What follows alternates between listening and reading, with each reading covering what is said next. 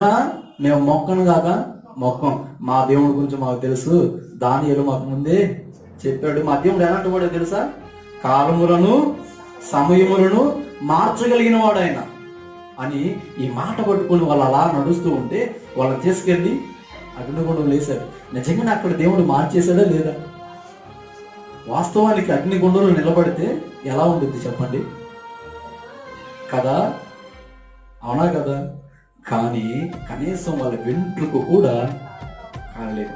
చాలా మంది అంటారు ఏమనంటే, అయ్యా గాల్లో దీపం పెట్టి దేవుడా దేవుడు అంటే దేవుడు ఏం చేస్తాడు అంటారు.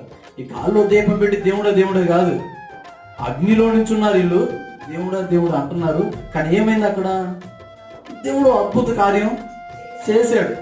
ఆఖరికి వేద్దామని వెళ్ళిన వాళ్ళు కూడా మరణించారు, కానీ అగ్ని గుండంలో ఉన్న వీళ్ళకి మాత్రం ఏమీ కాలేదు. ఎందుకో తెలుసా? ఆయన నిన్న